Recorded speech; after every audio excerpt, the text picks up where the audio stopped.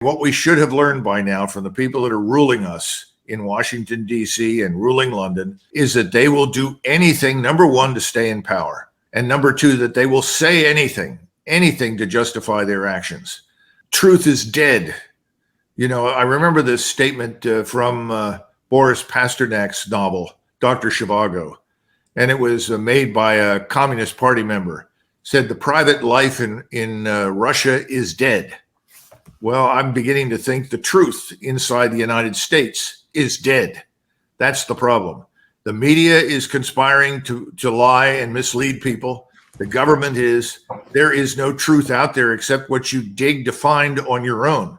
That's a dangerous position for a republic to be in. Let me jump on top of that, why it's so dangerous. If this is just kind of a 1984-ish doublespeak where we say whatever we want, and that's as far as it goes, that's one thing. But when there are potential serious ramifications and consequences to such deception and lying, it's a separate issue.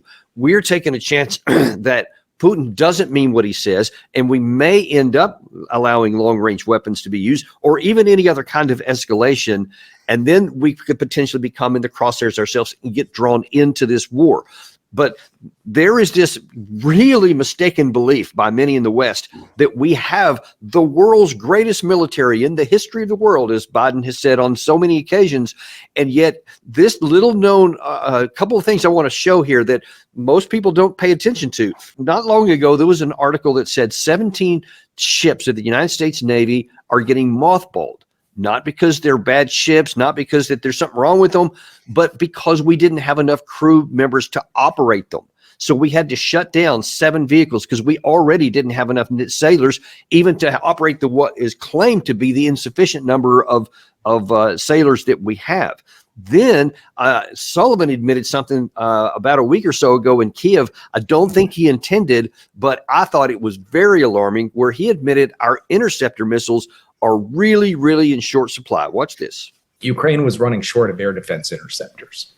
So I sat down with my team and I said, where are we sending Patriot missiles and AMRAAM missiles around the world in the next 12 months?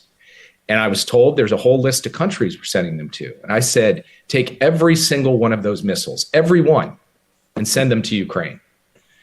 That was not an easy thing to do. It required us to get our allies and partners to come along. Frankly, it required our bureaucracy to come along. And we are currently working on a substantial package, pulling together a range of different capabilities that we are going to try to get out the door before the end of this month. So interceptor missiles and AMRAAM, that's air missiles that go on our airframes. He just said that we are so strapped everywhere that he took all of them that we're supposed to send elsewhere around the world to go to Ukraine. Now, what happens if we don't even have enough sailors to operate the Navy? We don't have enough air defense systems. By the way, 5% on the NATO eastern flank for ourselves. If we get sucked into a war because of all this mendacity, Doug, what is going to happen to our military? Anyone with experience in the defense industry, I'm talking about people that are involved in more than, say, business development. The notion that buy this, here's a shiny brochure, we build the best missile, best radar, whatever. People that actually know something about the defense industries will tell you we have no surge capacity.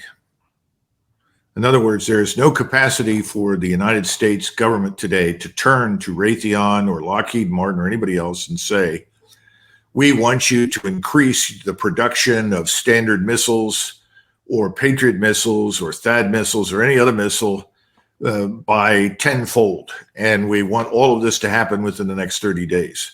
Well, you can express that wish, but it's not going to happen. We don't have the capacity to do that. And this was well known before this began. Also keep something else in mind. Habitually, you tend to shoot at least 3 missiles at every incoming missile. Now, that means that there's an exchange of 3 to 1, assuming that you hit the incoming missile at all. You can't win that fight. You're going to run out of missiles to defend yourself long before your opponent runs out of missiles to strike you with. Frankly, we're seeing that happen right now on the ground in Israel. 400 missiles a day easily exhausts Iron Dome and all the other systems. And they haven't even touched the portion of the arsenal that is by far the most destructive. So it's tragic that the man had to say those things in public. I would not have wanted to admit something like that had I been in his position. I think it was ill-advised.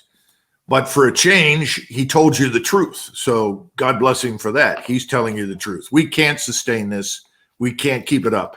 We're not prepared for a major war, period. Logistically, in terms of infrastructure. And you keep talking about the other most important part, which everyone ignores, and that is human capital. It's not just bodies that you put into spaces and fill them. You've got to have intelligent people that are trained and competent and capable and who are well led and will fight effectively. We're lacking in those departments right now, very seriously, as you point out. If we should get drawn into a war with Russia, because Russia's now had a 2.5-year head start, and they did it took them about 1.5 years, to your point there, to retool all of their defense industrial base so that it could be cranking in 24/7. They accelerated what they could, but it took 1.5 years to build the capacity to do that, and 1.5 years to get the manpower drafted and then trained, and they've been working on that too. If we get into a war, we are absolutely flat-footed. Yes. And if anything happens in the Indo-Pacific, and God help us if it ever is joint, China, on the other hand, has foreseen this, and they do have a bigger standard industrial capacity, and they could surge things that we could not fight a war in either one of these places, I don't think, Doug, and No. even survive, much less prevail. Well, listen, we're an island. Fortunately, we have the Atlantic and the Pacific on either side, and we're largely isolated from many things, but we are not in a position to fight a major war against anyone right now. We shouldn't even think about it. First of all, it's not necessary. The people out there are not looking for a fight with us. This is the sad part. We're the ones that seem to be intent on this. Sometimes I wonder about the people in charge because they convey the impression that this is their last chance, that they have to pull out all the stops now in order to vanquish all of their potential enemies, both at home and abroad.